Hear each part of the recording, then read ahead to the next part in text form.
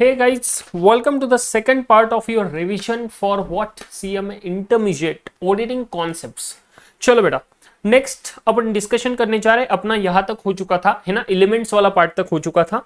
अभी हम आगे बढ़ेंगे फटाफट से। चलो बेटा, सिग्निफिकेंस ऑफ ऑडिट। सिग्निफिकेंस माने सर इंपॉर्टेंस ऑफ ऑडिट। तो ये क्वेश्चन कोई भी फॉर्मेट से पूछ सकते हैं, कॉन्सेप्ट के बेसिस पे पूछ सकते हैं। Either sir state the significance of audit, second state the importance of audit, कुछ भी पूछ सकते हैं sir. How the audit can be beneficial, from which perspectives the audit can be beneficial, tell the benefits of audit from three perspectives, that is your legal point of view, after that from internal control point of view and from external affairs point of view। तो तीनों point of view से पूछ सकते हैं। either they can ask you in question कि भाई ये तीनों perspective से, वो तीनों perspective डायरेक्टली क्वेश्चन में ही देके लिख के दे देंगे। सही है। तो कुछ भी कोई भी फॉर्मेट में क्वेश्चन पूछ सकते हैं। अच्छे से प्रिपेयर रहना ये क्वेश्चन के लिए। सिग्निफिकेंस ऑफ ऑडिट मतलब सब ऑडिट का क्या क्या फायदा रहेगा। अभी पहला पर्सपेक्टिव देख रहे लीगल पर्सपेक्टिव से। लीगल मतलब सर लॉ के पर्सपेक्टिव से क्या क्या फायदा होगा, लीगल कंप्लायंस पर्सपेक्टिव से क्या क्या फायदा होगा। तो सबसे पहली सब इनकम टैक्स रिटर्न फाइल करने के लिए फायदा होगा। क्यों सर, अगर मेरे फाइनेंशियल स्टेटमेंट्स ऑडिटेड है, मेरा बिजनेस है, फाइनेंशियल स्टेटमेंट्स ऑडिटेड है, तो मेरा इनकम टैक्स रिटर्न जब मैं फाइल करूंगा तो मेरे पास रिलायबिलिटी ऑफ इंफॉर्मेशन रहेगा। जो इन्फॉर्मेशन मैं मेरे इनकम टैक्स रिटर्न के लिए यूज कर रहा हूँ वो ऑलरेडी ऑडिटेड है, मतलब रिलायबल है, तो मेरा इनकम टैक्स रिटर्न एक्यूरेट रहने का प्रोबेबिलिटी बढ़ गया बहुत ज्यादा। And that is why very important फायदा filing of income tax return के लिए आपको फायदा होगा। Income tax authority generally accept the profit and loss account that has been prepared by qualified auditor. क्यों? बिकॉज उसके ऊपर रिलायंस रख सकते हैं and not go in the details of accounts. Next, borrowing of money from external sources. भाई बाहर से पैसा उधार लेना है, फाइनेंसिंग, फाइनेंशियल मैनेजमेंट में पढ़ी भी है सर। फाइनेंसिंग लेना है तो डेट उठाओ, कहां से? बैंक से बोरोइंग लिया, डिबेंचर है, बॉन्ड्स। तो अगर मैं बोलूं भाई मुझे बैंक से बोरोइंग लेना है तो बैंक वाला पूछेगा पहले जाके, पहले मैं बैंक में गया और पूछा सर मुझे बोरोइंग करना है, लोन चाहिए, कितना चाहिए? वो बोले सर 2 करोड़ का चाहिए। अरे भाई 2 करोड़ का चाहिए, तेरे फाइनेंशियल स्टेटमेंट्स दिखा, बैलेंस शीट दिखा, P&L दिखा, कैश फ्लो दिखा, और ये देख के भाई वो डिसाइड करेंगे अपना कितना फाइनेंसिंग का एबिलिटी हम एक्चुअली वो कितना हमें अलाउ कर सकते हैं। सही है। एंड अगर मेरे फाइनेंशियल स्टेटमेंट ऑडिटेड रहेंगे तो वेरी इंपॉर्टेंट चीज, उनका रिलायंस मेरे फाइनेंशियल स्टेटमेंट्स के ऊपर बढ़ जाएगा। And that is why they may allow us the loan in, मतलब जितना ज्यादा चाहिए उतना मिल भी सकता है। एंड सेकंड थिंग, उसके टर्म्स एंड कंडीशंस भी प्रॉपर रहेंगे। बट अगर ऑडिटेड नहीं रहा तो सर रिलायंस नहीं रख पाएंगे, तो ज्यादा इंटरेस्ट चार्ज कर सकते हैं, टर्म्स एंड कंडीशंस थोड़े सीवियर रहेंगे, ज्यादा अपने को सिक्योरिटी मांगेंगे। समझ रहे हो? तो ऑडिटेड फाइनेंशियल स्टेटमेंट्स का ये फायदा होगा। Borrowing of money from external sources. Money can be borrowed easily on the basis of audited balance sheet from the external sources. Most of the financial institutions sanctions various loans on the basis of audited financial statements only.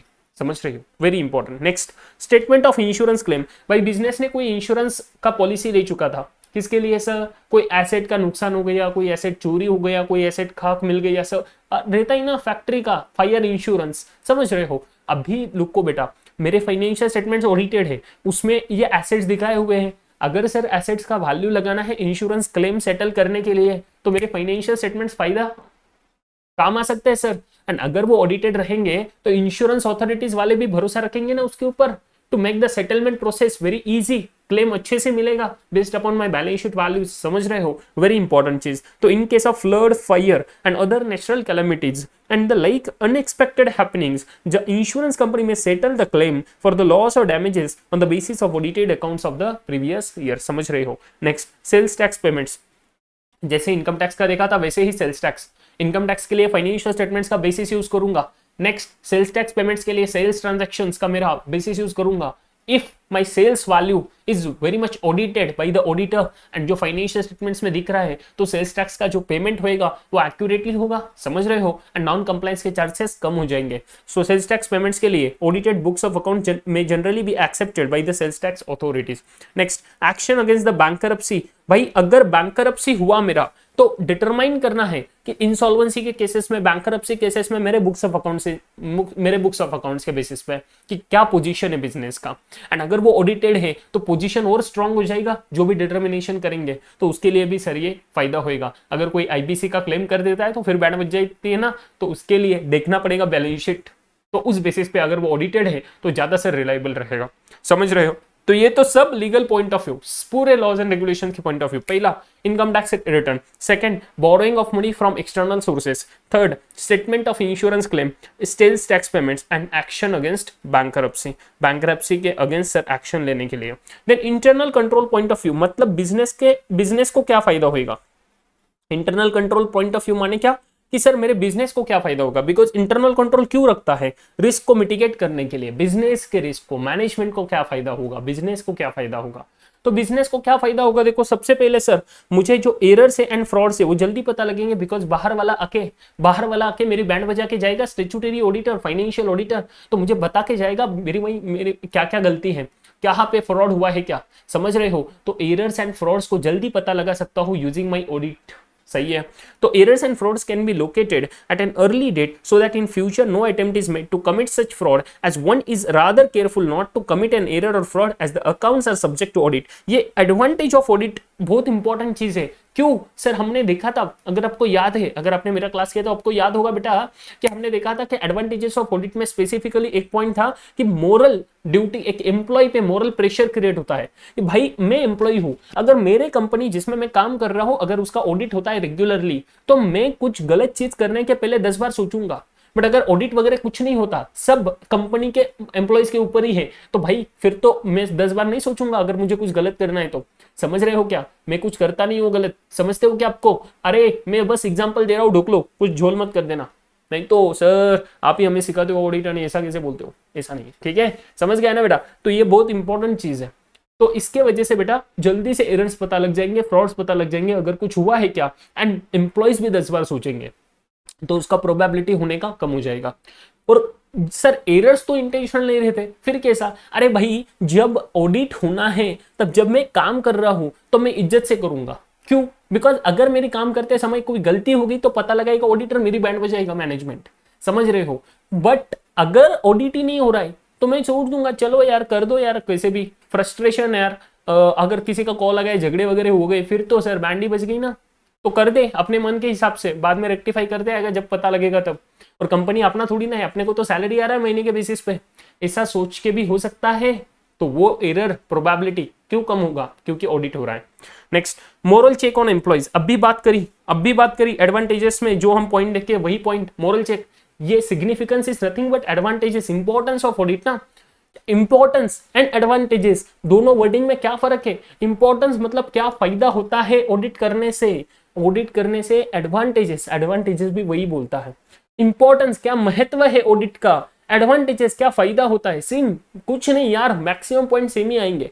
So question answer जब भी आपको exam में मिलेगा तो answer एकदम दिमाग लगा के देखना कि क्या देख रहे हो, एंड ये पॉइंट्स एकदम अच्छे से ध्यान रखना। तो internal control point of view मतलब मैनेजमेंट को क्या फायदा हो रहा है, पहली चीज quick discovery of errors and frauds. Second point, moral check on employees, के एम्प्लॉइज के ऊपर ध्यान बढ़ रहा है। क्यों, auditing of accounts keeps on the accounts clerks and accountants regular and vigilant as they know that the auditor would complain against them. भाई अगर इन्होंने कुछ जोल कर दिया तो ऑडिटर कंप्लेन कर देगा इनके अगेंस्ट, एंड मैनेजमेंट फिर इनके बजा देगा।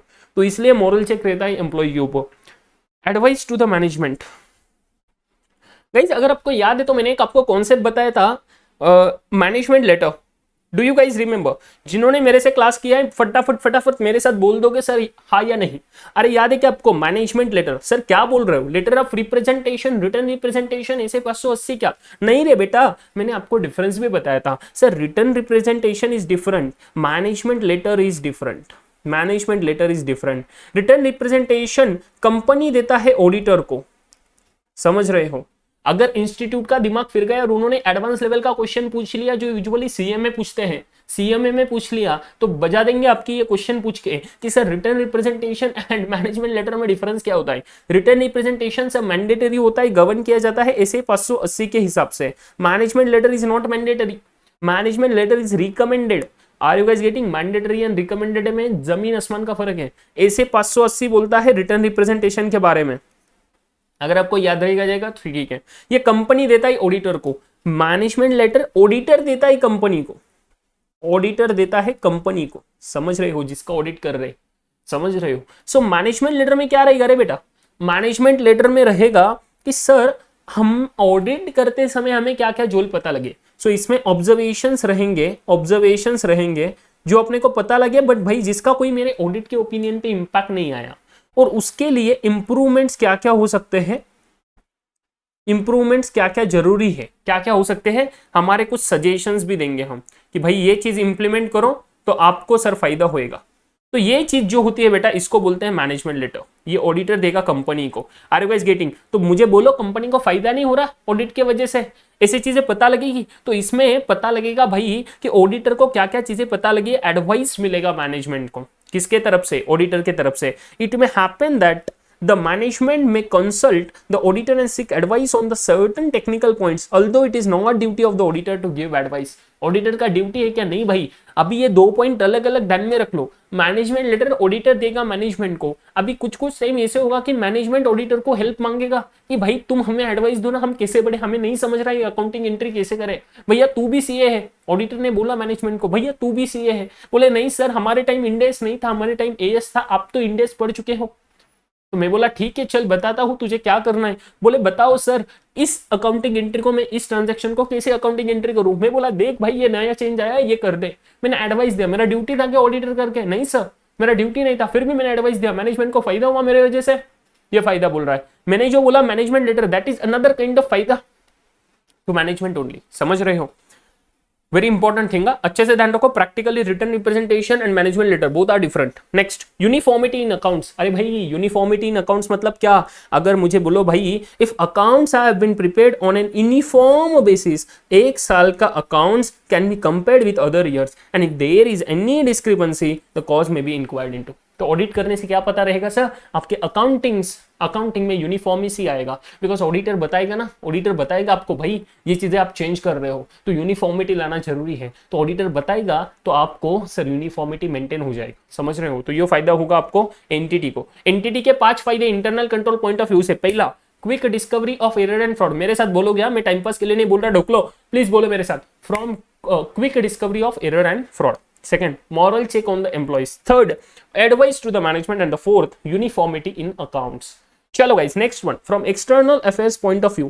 अरे सर अभी तो हमने देखा था sir legal point of view, external affairs क्या होता है। अरे भाई लीगल बोला तो लॉ रेगुलेशन ध्यान में आ जाएगा। जब मैं एक्सटर्नल अफेयर्स बोलूं तो एंटिटी के बाहर तो बोलो मुझे सेटलमेंट ऑफ अकाउंट्स। अगर सर मैं बोलूं मेरा पार्टनरशिप फर्म है, पार्टनरशिप फर्म को तो सर ऑडिट करने का जरूरत नहीं भाई, मैंडेटरी नहीं, बट पार्टनरशिप फर्म करवा के ले सकता है। अरे मैंने बोला पार्टनरशिप फर्म ने करवा के ले लिया, मेरे यहाँ पर एक पार्टनर छोड़ के जा रहा है भाई, कुछ तो झोल हो गया, छोड़ के जा रहा है, रिटायरमेंट करना है, उसका सेटलमेंट करना है, मुझे सेटलमेंट करना है। तो मेरे ऑडिटेड फाइनेंशियल स्टेटमेंट्स पे वो भी भरोसा रखेगा, मैं भी रखूंगा, तो जल्दी से सेटलमेंट हो जाएगा इज्जत से। अगर मैंने ऑडिट करवा के नहीं लिया तो वो 4 बातें सुनाएगा, मैं 4 बातें सुनाऊंगा, वो कुछ अलग चलाएगा, मैं कुछ अलग चलाऊंगा, वो बोलेगा नहीं ये सही नहीं है, मैं बोलूंगा नहीं भाई ये सही है, मैं बोलूंगा ये सही नहीं है, वो बोलेगा ये सही है। भाई ऐसा थोड़ी ना चलता है। तो क्या करे? ऑडिट करे। ऑडिट करेंगे तो फायदा होगा, किस हिसाब से? From the settlement of accounts. Are you guys getting? समझ रहे हो क्या? Then valuation of assets and goodwill. Sir मेरे बिजनेस के एसेट्स को वैल्यू करने के लिए मेरा अगर ऑडिट हो रहा है तो सर बेस एकदम परफेक्ट रहेगा, बिकॉज वो बेस का सर ऑलरेडी इवैल्यूएशन एग्जामिनेशन हो चुका है। समझ रहे हो? मेरा एसेट्स का वैल्यूएशन के लिए मुझे बेस फाइनेंशियल स्टेटमेंट चाहिए ना ढुकलो, तो वो अगर ऑडिटेड है तो मेरा बेस करेक्ट रहेगा, सोर्स डेटा सही रहेगा, तो आगे जाने वाला वैल्यूएशन भी सही होगा। गुडविल का वैल्यूएशन के लिए बेस डेटा चाहिए, एसेट्स लायबिलिटीज का। अगर बैलेंस शीट का ऑडिट हो चुका है, ऑडिटर ने किया हुआ है, तो भाई अच्छी बात है, बिकॉज गुडविल का वैल्यूएशन सही तरीके से हो पाएगा। Are you guys getting? And the last फायदा is future trend of the business. भाई ऑडिटेड बुक्स ऑफ अकाउंट से मैं एसेस कर सकता हूं मेरे बिजनेस का आगे का फ्यूचर ट्रेंड क्या होएगा। तो मेरे जो प्रोजेक्शन है, मेरे जो बजट्स है, वो मैं इस बेसिस पे अच्छे से रिलायबली बना सकता हूं। Are you guys getting? चलो बेटा, सो ये फायदे अपने अच्छे से ध्यान में रखने। Significance of audit, very important question from your examination perspective, इसको मार्क कर लेना। Significance of audit, importance of audit, कोई भी लैंग्वेज में पूछ सकता है, आपके दिल की इच्छा आपको आंसर से बयान करनी होगी। समझ रहे हो ना? बोलो ना मुझे यस सर। आप देख रहे हो रिकॉर्डेड सेशन, फिर भी आपने मुझे आंसर देना है, बिकॉज दिल से आवाज निकलनी चाहिए भैया। अच्छे से ध्यान रखो, समझ रहे हो? ठीक है चलो, बिकॉज अगर आप नहीं दोगे भैया आंसर तो फिर क्या होएगा? आपका फायदा नहीं, आपका नुकसान हो जाएगा। सही है ना? मेरा क्या होएगा? मेरा थोड़ा बहुत नुकसान होगा, बिकॉज मेरे स्टूडेंट्स का अच्छे नंबर्स नहीं आएंगे, फिर मेरा भी तो नुकसान होएगा ना। तो मेरे खातिर कर लो, सही है। चलो, inherent limitations of audit, very important question, very very important question. Sir इतने सारे इंपॉर्टेंट क्वेश्चन, यस इंस्टीट्यूट की मर्जी कुछ भी पूछ सकता है, मैं नहीं बोलूंगा ये बहुत ज्यादा इंपॉर्टेंट ये सा, भाई कुछ कुछ जहां पे इतना ज्यादा इंपॉर्टेंट नहीं है मैं बोलूंगा प्रायोरिटी लो रखो, मैं कैंसिल करने को बोलूंगा ही नहीं कभी जिंदगी में आपको कि ये भाई करो ही मत, नहीं ऐसा नहीं, सब करने का है, सिर्फ प्रायोरिटी वाइज एबीसी प्लानिंग बोला था ना क्लास में, वैसे ही करना है। चलो, इनहेरेंट लिमिटेशंस ऑफ ऑडिट, ऐसे 200 बात करता है, ऐसे 200 का नाम बोल दो यार फटाफट। Overall objectives of the independent auditor, क्या बोले, overall objectives of the independent auditor ऐसे 200, जो बेस स्टैंडर्ड है बहुत इंपॉर्टेंट है। क्या बोलता है कि भाई ऑडिटर जो है वो ओपिनियन देगा ट्रू एंड फेयर व्यू पे, ट्रू एंड करेक्ट नहीं दे सकता, क्यों, बिकॉज रीजनेबल एश्योरेंस लेता है, एब्सोल्यूट नहीं लेता। रीजनेबल एश्योरेंस क्यों लेता है, ट्रू एंड फेयर व्यू क्यों देता है, बिकॉज ऑडिटर कुछ इनहेरेंट लिमिटेशन से जूझता है। सही है, there are certain inherent limitations, कौन से सब 4 इनहेरेंट लिमिटेशंस याद रखोगे। पहला वाला, नेचर ऑफ फाइनेंशियल रिपोर्टिंग, मेरे साथ फटाफट से बोलोगे, nature of financial reporting. Second, nature of audit procedure. Third, timeliness and balance between benefit and cost. And fourth, other matters. Other matters में 3 चीजें, पहला fraud, second related party relationships and transactions, and third going concern. क्या बोले, going concern. चलो आ जाओ मेरे साथ फटाफट, पहला पॉइंट डिस्कस करेंगे, inherent limitation, nature of financial reporting. क्या बोले सर, जब भी फाइनेंशियल स्टेटमेंट्स बनाते हैं तो मैनेजमेंट बनाएगा, मैनेजमेंट के कुछ जजमेंट इन्वॉल्व रहेंगे। अभी वो जजमेंट सर प्रोविजंस बना रहे, provision for doubtful debts, provision for inventory, provision for obsolescence, जो भी बोला था मैंने सर, काफी सारी चीजें, कॉन्टिंजेंट लायबिलिटी। अभी अगर ये मैनेजमेंट के जजमेंट इन्वॉल्व करते हैं तो मुझे बोलो किस मैनेजमेंट को जिंदगी में पता है कि 100% एक्यूरेट जजमेंट रहेगा, not at all. Board of directors में 4 डायरेक्टर है, मान लो ये 4 डायरेक्टर अलग अलग चीजें बोलेंगे, एक को लग रहा है 10% का प्रोविजन, एक को लग रहा है 12%, एक को लग रहा है 8%, एक को लग रहा है 11%। चारों ने डिसाइड किया, एवरेज किया और प्रोविजन किया कुछ 10.5% का। भाई मैं बोलूं 10.5% का प्रोविजन, ये तो एक जजमेंट के बेसिस पे है, नॉट द एक्यूरेसी। तो अगर सर एक्यूरेट नहीं है, मैनेजमेंट का प्रोविजन जजमेंट इन्वॉल्व करता है फाइनेंशियल स्टेटमेंट्स में, अगर ऐसी चीजें हो सकती है, नेचर ऑफ आइटम्स ऐसा हो सकता है, तो कौन सा ऑडिटर सर करेक्ट ओपिनियन दे पाएगा, नहीं सर ट्रू एंड फेयर रहेगा, ट्रू एंड करेक्ट नहीं हो पाएगा, रीजनेबल एश्योरेंस रहेगा, एब्सोल्यूट नहीं रह पाएगा। Clear with this sir. आ जाओ सेकंड पॉइंट पे, नेचर ऑफ ऑडिट प्रोसीजर। बोले सर जो ऑडिटर ऑडिट करता है वो तो पूरे 100% ट्रांजेक्शन देख नहीं पाएगा जिंदगी में, पॉसिबल ही नहीं है, बिकॉज अगर देखने गए तो 4 साल ऑडिट चलेगा, कैसे पॉसिबल है, नहीं सर अपने पास कम टाइम रहता है, ये हो गया थर्ड इनहेरेंट लिमिटेशन, टाइमलीनेस। तो उसके पहले nature of audit procedure, sir तो फिर ऑडिट कैसे करेगा, सैंपलिंग बेसिस पे। Sampling is one of the major inherent limitation of audit. मेरे साथ रिपीट करो 4 बार, 10 बार, 50 बार, जितने बार करना है, वीडियो को पॉज करके कर लेना, वेरी इंपॉर्टेंट एमसीक्यू, कुछ भी बन सकता है ऑब्जेक्टिव क्वेश्चन में। Sampling is the one of the most important inherent limitation. Sampling is one of the most important inherent limitation, समझ रहे हो। चलो, nature of audit procedure, sir incomplete information management ने प्रोवाइड किया तो ऑडिटर कैसे opinion दे पाएगा करेक्ट अच्छे से, इतने बढ़िया से, नहीं सर नहीं दे पाएगा। नेक्स्ट, इंटेंशन, अगर फ्रॉड का इन्वॉल्व है तो सर इंटेंशनल है मतलब सोफिस्टिकेटेड मैनेज्ड एक्टिविटी है, तो ऑडिटर को पता लगाने के लिए जमीन पूरा सर एक सब मतलब पूरा सर उनको ये कर देना पड़ेगा, निचोड़ देना पड़ेगा पूरा काम, सही है, तब भी प्रोबेबिलिटी नहीं है कि उनको पता लगेगा ही। समझ रहे हो, आर यू गाइस गेटिंग, अरे समझ रहे हो क्या। So it is probable that the audit procedure might not detect it and detection risk will always there. Audit risk का कॉन्सेप्ट याद करो रे बच्चा, ऑडिट रिस्क के कॉन्सेप्ट में पढ़ा था। देखो अभी रिवीजन चल रहा है तो मैं कौन से भी चैप्टर से कुछ भी उठा के बात करूंगा, मैं रेगुलर क्लास में ये नहीं कर पाता था, मैं कुछ कुछ बताता था आपको, बट हम इतना ज्यादा डिटेल में नहीं कर पाते थे। आर यू गाइस गेटिंग, अपन ने पूरा लिंक किया हुआ है, मैं आपको ये चैप्टर पढ़ाते समय ऑडिट रिस्क भी पढ़ा चुका हूं, तो ऐसे काफी सारे ऐसे कॉन्सेप्ट है जो 4-4 बार रिपीट हो गए पूरे क्लासेस में, 3 बार 4 बार, समझ रहे हो, आपको एक्सपीरियंस आया है। मुझे बताना सर, जब मैं ये बोलूं कि अभी ऑडिट रिस्क का डिटेक्शन रिस्क वाला जो पार्ट है, 3 पार्ट रहते हैं ना ऑडिट रिस्क में sir, inherent risk, control risk, detection risk. Inherent and control को मिला के बनता है मेरा risk of material misstatement, and एक सेकंड पार्ट आता है फिर ROMM and second part detection risk. ये detection risk sir audit procedure perform करके डिटेक्ट ना होने का रिस्क, क्या डिटेक्ट नहीं होने का, मटेरियल मिसस्टेटमेंट डिटेक्ट ना होने का रिस्क। मुझे बोलो ये कभी जीरो हो सकता है क्या, जिंदगी में कभी जीरो नहीं होएगा सर। कम होएगा बट जीरो नहीं होएगा, कम होएगा बट जीरो नहीं होएगा। अच्छे से ध्यान रखना, वेरी इंपॉर्टेंट क्वेश्चन, समझ रहे हो। चलो आ जाओ मेरे साथ। सर तो ये नेचर ऑफ ऑडिट प्रोसीजर अगर ऐसा रहा तो कौन सा auditor sir true and correct दे पाएगा? पॉसिबल नहीं है। So inherent limitation, sampling based audit होता है, ये तो one of the major inherent limitation बोला मैंने, one of the major inherent limitation, बहुत अच्छे से ध्यान रखना, मेरे साथ बोलना फिर। Sampling is one of the major inherent limitation. Audit is not an investigation, so auditor को स्पेशल लीगल पावर नहीं रहेंगे, like power of search and seizure नहीं सर। टाइमलीनेस अभी बोला सर, ऑडिट रिपोर्ट एक टाइम के पीरियड में देना पड़ता है। सर ऑडिट रिपोर्ट देने के लिए कुछ लॉ ने कुछ टाइम बोला क्या? नहीं रे बेटा, लॉ तो बोलता है कि सर एजीएम तक ऑडिट रिपोर्ट जाना चाहिए, बट एजीएम के लिए टाइम लिमिट दे चुके हैं कि सर मेरा ईयर एंड होने के बाद विद इन 180 डेज आपको एजीएम कंडक्ट करना पड़ता है। तो ऑडिट रिपोर्ट तो सर इनडायरेक्टली मेरा 180 डेज के अंदर बनना चाहिए। Are you guys getting? बोलो ना सर। एंड मेरे बेनिफिट एंड कॉस्ट में सर बैलेंस भी रहना चाहिए। मैं तो समाज सेवा करने को थोड़ी ना बेटा वो ऑडिटर, अरे ऑडिटर की बात कर रहा हूँ मेरी नहीं, अरे ऑडिटर समाज सेवा थोड़ी करने बेटा है, तो balance between benefit and cost तो होना ही चाहिए। एंड अदर मैटर्स में सर फ्रॉड, फ्रॉड का अभी देखा सर, सोफिस्टिकेटेड मैनेज एक्टिविटी, तो डिटेक्शन रिस्क हायर होता है as compare to detection risk involve in error. चलो मेरे साथ फटाफट बोलोगे, detection risk involve in fraud is higher than detection risk involve in error. जिसको नहीं समझाओ फटाफट मुझे मैसेज कर दोगे व्हाट्सएप पे, सर ये क्यों बोला अपने जिंदगी में ऐसा? भाई ये बहुत इंपॉर्टेंट चीज है। Detection risk involve in fraud is higher than detection risk involve in error. ये रीजन आ गई आपको, तो रीजन क्या लिखोगे करेक्ट इनकरेक्ट में बेटा? Why? Because fraud is the sophisticated managed activity where it involves the intention but error do not involve intention, and that is the reason detection risk is higher in fraud as compared to error। समझ रहे हो? चलो बेटा next, fraud के बाद related party relationship.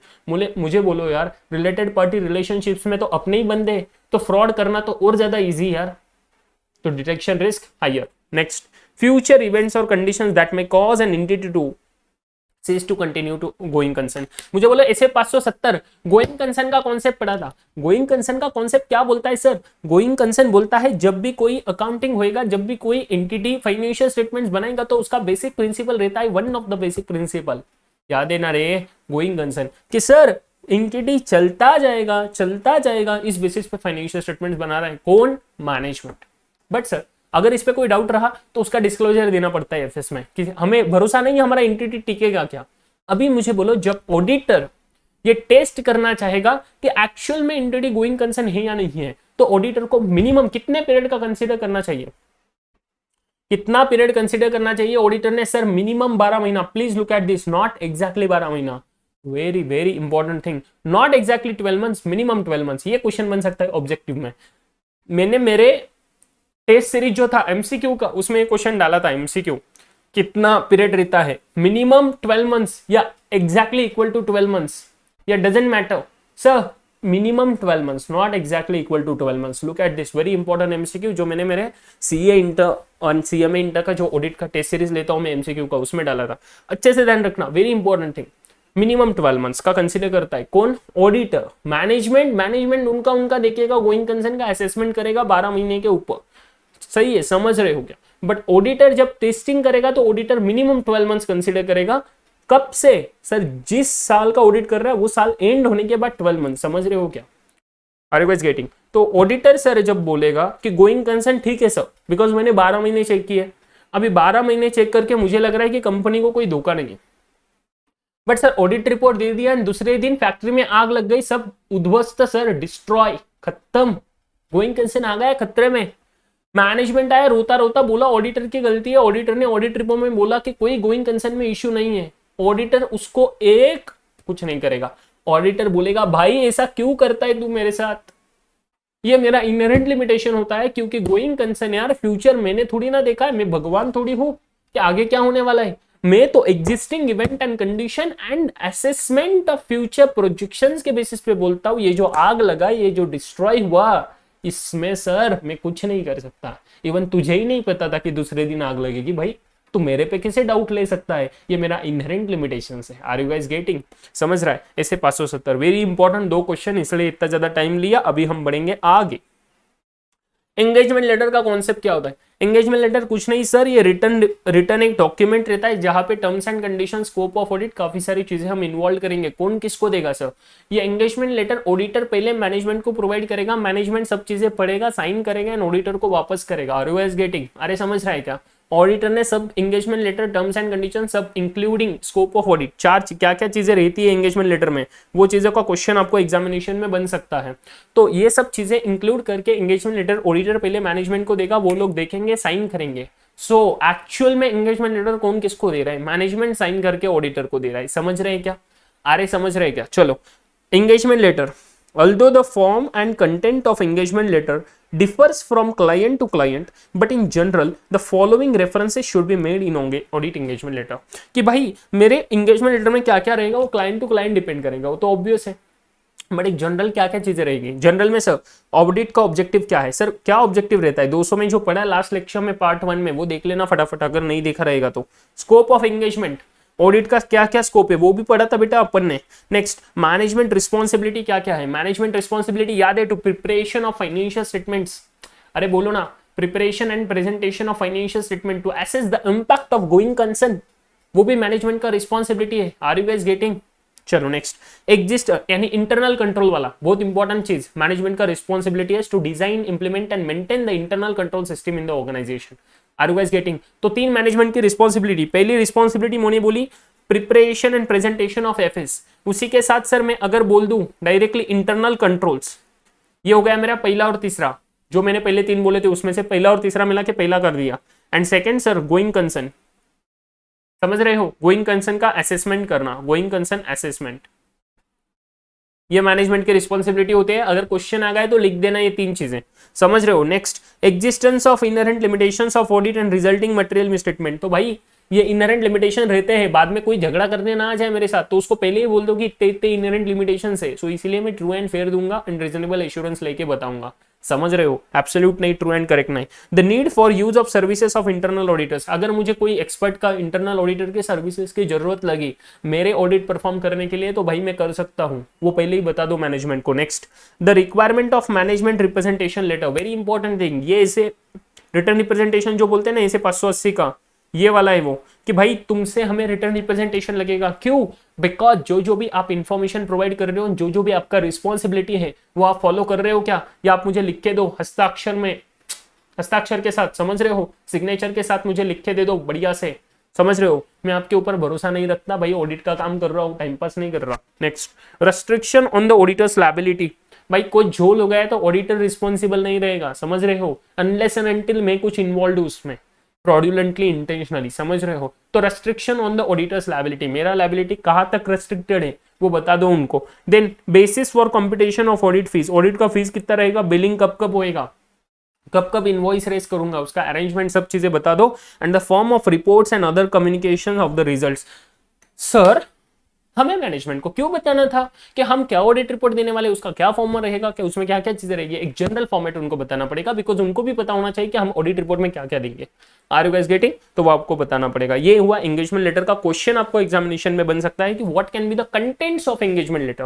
Guys please look at this, these are the contents of engagement letter. Contents of engagement letter, फटाफट से ये क्वेश्चन का आंसर बढ़िया से पॉज करके वीडियो को अच्छे से लर्न कर लो, रिवाइज कर लो, समझ रहे हो? रट्टा नहीं मारना है, बट बहुत ज्यादा बार रिवाइजन करना है कि जैसे आपको बहुत अच्छे से सब चीजें याद रह जाएगी। चलो भाई नेक्स्ट पॉइंट पे, external versus internal audit. Sir external मतलब बाहर वाला आके बैंड बजा रहा, इंटरनल मतलब घर वाला बैंड बजा रहा है। सर बैंड बजाने का काम क्या कर रहे हैं? सर देख लो ना, पहले एक्सटर्नल ऑडिटर में बाहर वाला आके जो बैंड बजाता है वो हिस्टोरिकल फाइनेंशियल स्टेटमेंट्स को ऑडिट करता है in order to provide the opinion on the FS कि ट्रू एंड फेयर है या नहीं है। ये अपने को पता है ऑडिट का डेफिनेशन। इंटरनल ऑडिट में घर वाला क्या कर रहा है? Audit perform by the personal और a firm in accordance with the scope of activity, जो मैनेजमेंट चाहेगा, मैनेजमेंट की जो इच्छा है वो चाहेगा वो चीजें वो चेक करेगा in order to help with the entity to achieve the objectives. Entity को जो ऑब्जेक्टिव्स के साथ वो काम कराना है वो ऑब्जेक्टिव्स अचीव करने के लिए। अपॉइंट कौन करता है? External auditor shareholder appoint करते हैं, ओनर्स अपॉइंट करते हैं। इंटरनल ऑडिटर मैनेजमेंट अपॉइंट करता है। स्कोप क्या रहता है? एक्सटर्नल ऑडिट में स्टैट्यूट स्कोप बताता है, अपन ने देखा अभी स्टैंडर्ड्स ऑन ऑडिटिंग के हिसाब से एंड कंपनीज एक्ट के हिसाब से। क्या स्कोप ऑफ ऑडिट रहेगा, फाइनेंशियल ऑडिट का, बट सर इंटरनल ऑडिट का स्कोप मैनेजमेंट डिसाइड करेगा। Are you guys getting? Next objective क्या रहेगा एक्सटर्नल ऑडिट का? एक्सटर्नल ऑडिट का ऑब्जेक्टिव रहता है अपन ने जो अभी डिस्कस किया था। Are you guys getting? अरे सर एक्सटर्नल ऑडिटर का ऑब्जेक्टिव है ओपिनियन देना ऑन द फाइनेंशियल स्टेटमेंट्स जो उसने ऑडिट किया based upon the sufficient and appropriate audit evidence. But internal auditor का ऑब्जेक्टिव रहेगा to comply with the various policy के साथ हो रहा है या नहीं हो रहा है, कि कंपनी के जो भी कंप्लायंस पॉलिसीज है उसको कंप्लाई कर रहे हैं या नहीं कर रहे, कौन एम्प्लॉयज, वो चेक करना है। सो जो भी मैनेजमेंट का ऑब्जेक्टिव रहेगा उसके साथ सर वो काम करेंगे as required by the management. And responsible कौन किसको रहेगा? एक्सटर्नल ऑडिटर मैनेजमेंट को रिस्पॉन्सिबल है? नहीं सर, वो तो शेयर होल्डर्स को रिस्पॉन्सिबल है, ओनर्स को रिस्पॉन्सिबल है, but internal auditors are only responsible to the management. समझ रहे हो क्या? Are you guys there with me? एकदम अच्छे से समझ गया एक्सटर्नल एंड इंटरनल ऑडिट का डिफरेंस। ये पॉइंट्स याद रखना। सबसे पहला मीनिंग क्या रहता है, देन कौन किसको अपॉइंट करता है, देन स्कोप क्या है, देन ऑब्जेक्टिव्स क्या है, एंड देन रिस्पॉन्सिबल कौन किसके लिए रहेगा। एकदम अच्छे से समझ गया ना? बोलते ही नहीं हो। अगर कुछ क्वेरी रहेगा तो पूछ लेंगे। यस सर पूछ लेंगे, एकदम बिंदास, तो पूछ लेना। सही है। टाइप्स ऑफ ऑडिट, आ जाओ बेटा मेरे साथ बढ़िया से। मैंने आपको बताया था सर जनरली अगर देखें तो दो ही टाइप के ऑडिट रहते हैं, ऑडिट रिक्वायर्ड बाय लॉ, क्या बोले, audit required by law and then voluntary audit. दो नेचर ऑफ ऑडिट रहते हैं कि लॉ ने जो रिक्वायर किया, statutory audit, audit required by law. अच्छे से ध्यान देके देख लो, ऑडिट रिक्वायर्ड बाय लॉ, जो लॉ रिक्वायर करता है तब ऑडिट करेंगे तो इसको बोलते हैं स्टेच्यूटरी ऑडिट। एंड उसके बाद में एक सेकंड टाइप रहता है सर वॉलंटरी ऑडिट, मतलब लॉ वगैरह कोई नहीं बोलता सर ऑडिट करो, बट कंपनी की इच्छा है ऑडिट करके लेने की, तो यहाँ पे मैनेजमेंट चाहता है, समझ रहे हो, यहाँ पे लॉ चाहता है कि ऑडिट करवाना मैंडेटरी है, समझ रहे हो, तो ये तो मैंडेटरी रहेगा ना। जैसे कि सर फॉर एग्जांपल अगर मैं बोलूं यहाँ पे है मेरा statutory audit of financial audit, जो कंपनीज एक्ट ने चाहा, कंपनीज एक्ट बोला कि हर एक कंपनी को ऑडिट करवा के लेना ही पड़ेगा। नेक्स्ट बेटा, अरे बोलो ना मुझे। Next sir tax audit, mandatory audit है टैक्सेशन का, कुछ कंडीशन सेटिस्फाई होने के बाद। सो टैक्स ऑडिट 44 AB का। देन उसके बाद में ट्रस्ट, सोसाइटी एक्सेट्रा एक्सेट्रा।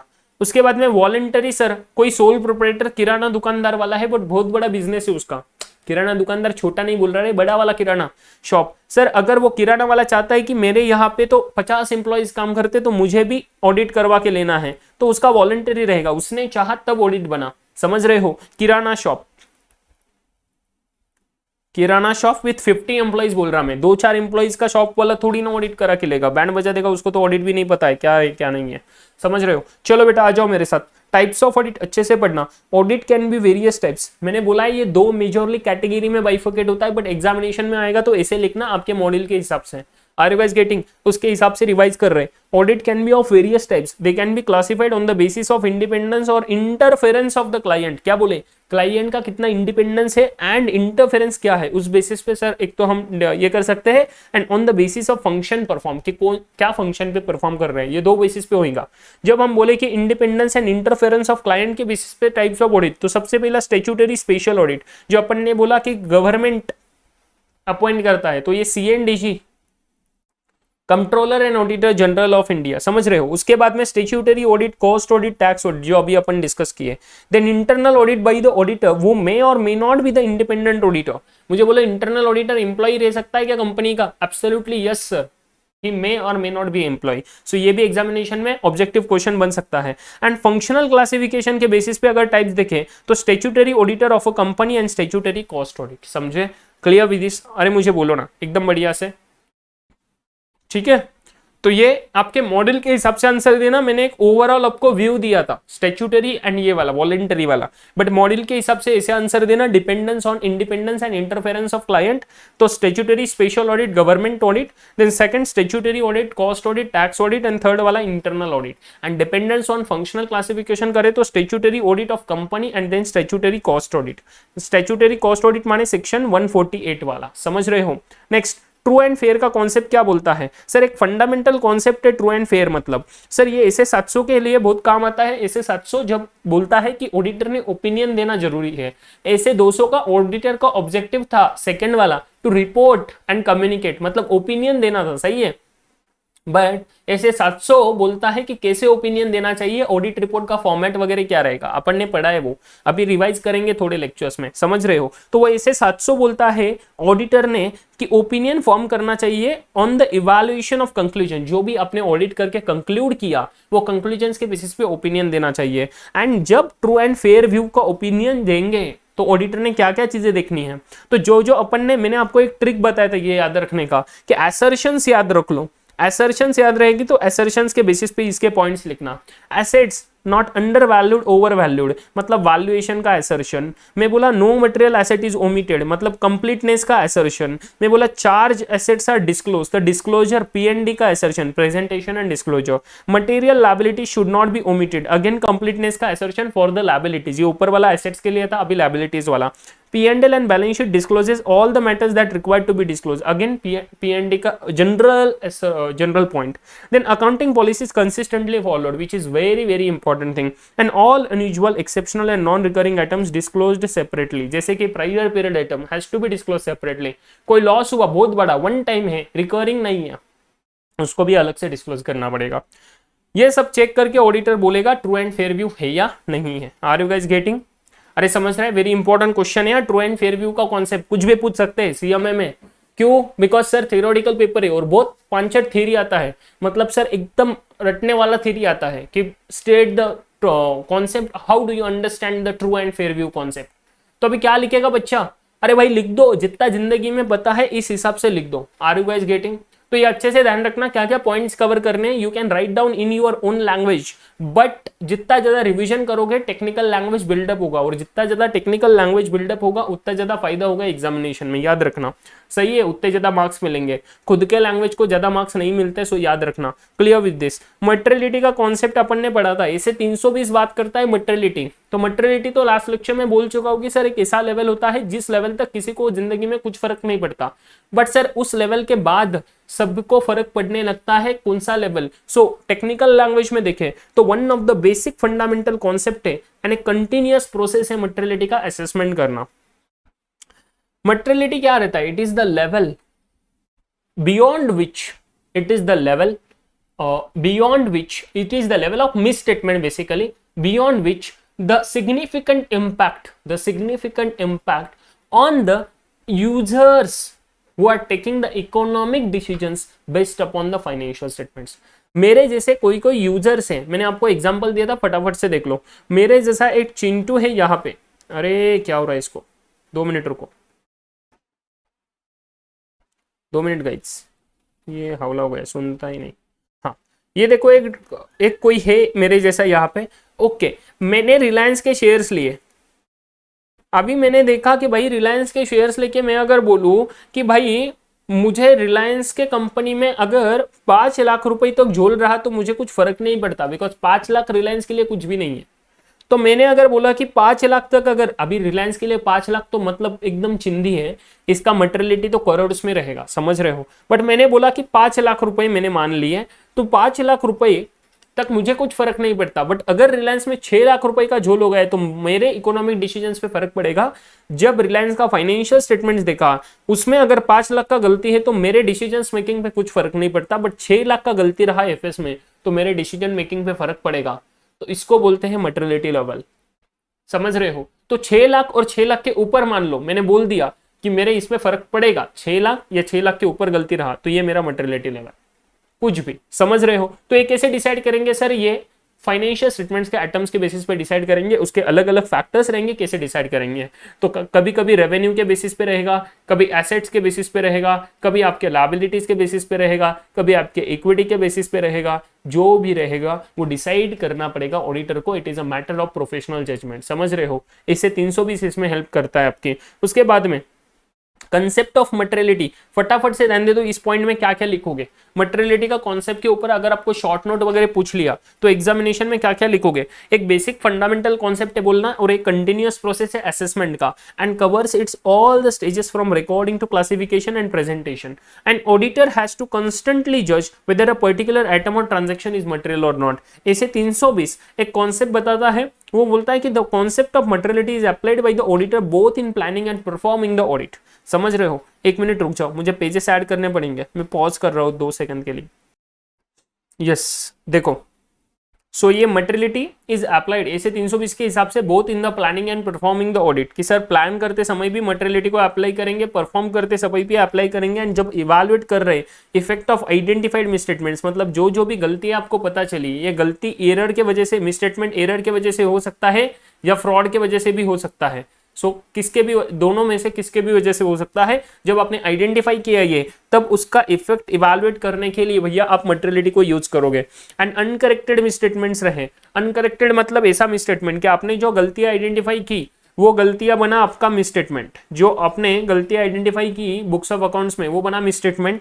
अगर मैनेजमेंट को बता दिया, एंड मैनेजमेंट को बताना पड़ेगा ना मिसस्टेटमेंट जो आइडेंटिफाई किया है, अभी मैनेजमेंट को बताने के बाद उन्होंने अगर करेक्ट किया तो वो करेक्टेड बन जाएगा। वो बोले कि हम इस गलती को मानते नहीं, हम नहीं करेक्ट करेंगे उसको, हम रेक्टिफिकेशन नहीं करेंगे इसका, तो भाई वो बन जाएगा अनकरेक्टेड। एंड इसे सभी अनकरेक्टेड मिसस्टेटमेंट्स को आप क्या करोगे, इकट्ठा करोगे और देखोगे वो मेरा परफॉर्मेंस मटेरियलिटी का लेवल एक्सीड कर रहा है क्या। अगर परफॉर्मेंस मटेरियलिटी का लेवल उसने एक्सीड कर दिया तो भाई फिर हम बोलेंगे कि ऑडिट में मॉडिफिकेशन ऑफ ओपिनियन इज जरूरी। मॉडिफिकेशन ऑफ ओपिनियन, तो ऑडिट रिपोर्ट में मॉडिफिकेशन ऑफ ओपिनियन अपन ने जो देखा था ना, वो ये अनकरेक्टेड मिसस्टेटमेंट का था, याद है क्या आपको। तो मॉडिफिकेशन ऑफ ओपिनियन कब आएगा, जब अनकरेक्टेड मटेरियल मिसस्टेटमेंट्स ये परफॉर्मेंस मटेरियलिटी को क्या एक्सीड कर देंगे, सभी मिला के, ऑल फाइनेंशियल स्टेटमेंट्स का मिला के या आया modification of opinion. And modification of opinion के टाइप्स बता दो, चलो फटाफट से अभी रिवाइज कर लेंगे। ऐसे 705 के हिसाब से इसके टाइप्स रहते हैं। ये ऐसे नंबर मैं बस रेफरेंस के लिए बोल रहा हूं, जो बच्चे को याद है उसके लिए, जिसको नहीं है कोई टेंशन लेने का बात नहीं है, बिकॉज ये रेफरेंस एनीवे जरूरी नहीं है एग्जामिनेशन में। ऐसे 705 क्या बोलता है, ऐसे 705 के हिसाब से सर मॉडिफिकेशन 3 टाइप्स का हो सकता है बेसिकली। 2 टाइप का पहले तो हो सकता है मेजरली सर, ऐसा कि जहां पे ओपिनियन इफेक्ट नहीं होता बट मॉडिफिकेशन आता है, मतलब Mphasis of matter paragraph and other matter paragraph, इसके रिगार्डिंग ऐसे 706 डील करता है। बट बोले मॉडिफिकेशन आएगा एंड इफेक्ट अपने ऑडिट के ओपिनियन पे इफेक्ट करेगा, तो वहां पे ऐसे 705 के हिसाब से 3 ओपिनियन जा सकते हैं। एक तो पहला मेरा क्वालिफाइड ओपिनियन जा सकता है, अदरवाइज सर एडवर्स ओपिनियन जा सकता है। सेकंड, नहीं तो सर डिस्क्लेमर ऑफ ओपिनियन जा सकता है। समझे? तो क्वालिफाइड, एडवर्स और डिस्क्लेमर ऑफ ओपिनियन हो सकता है सर, ऐसे ओपिनियन जाएंगे। Are you guys getting? अरे समझ रहा है कि एकदम अच्छे से बोलो मुझे। यस, तो ये ऐसे ओपिनियन होते हैं। चलो नेक्स्ट अपन वो पढ़ेंगे बाद में, रिवाइज कर लेंगे एक बार फटाफट से जब ऑडिट ओपिनियन का डिस्कशन आएगा। इसके बाद में देख लो, materiality of an item may influence the economic decision of the user. यही बोला, it is the level where the economic decision of the user of the financial statement is getting affected. Okay, so it is a relative term and the knowledge of which may influence the economic decision of the users of FS. Main factors to be considered for determining materiality.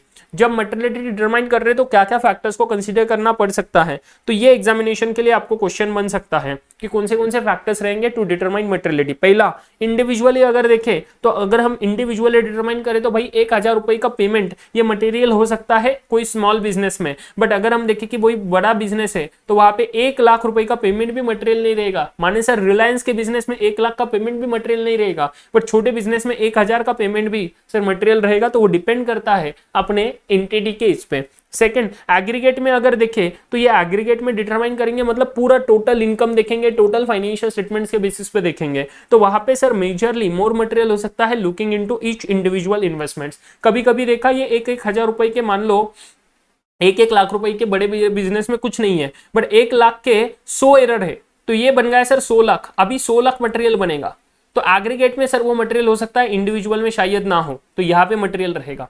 Next legal consideration देखना पड़ेगा, statutory and legal considerations के हिसाब से, जहां पे मैं बोलूं कि terms of appointment of full time director are not according to the law, the remuneration paid to him is material item even if the financial implication is not that much। बोले कि सर आपने director को appoint कर दिया but उसका जो terms है वो लॉ के हिसाब से नहीं है सर, जो कंपनी एक्ट बोलता है कि उसके हिसाब से आपने रेम्यूनरेशन नहीं दिया, तो फिर उसका जितना भी रेम्यूनरेशन हुआ उसका अमाउंट इवन इफ मटेरियल नहीं है तो non compliance of laws and regulation में आ जाएगा। Non compliance of laws and regulation के लिए 1 रुपए का अमाउंट भी मटेरियल हो जाता है। तो मैंने आपको बोला था टीडीएस के लिए क्या हम क्वांटिटेटिव बेसिस पे करेंगे इवैल्यूएशन मटेरियलिटी का? नहीं सर, इसका तो हम क्वालिटी बेसिस पे करते हैं, एंड क्वालिटी में सर टीडीएस का अमाउंट 1 रुपए भी रहा तो भी मटेरियल माना जाता है। समझ रहे हो? तो बिकॉज ये non compliance of laws and regulation के पॉइंट में आता है and not the quantitative point.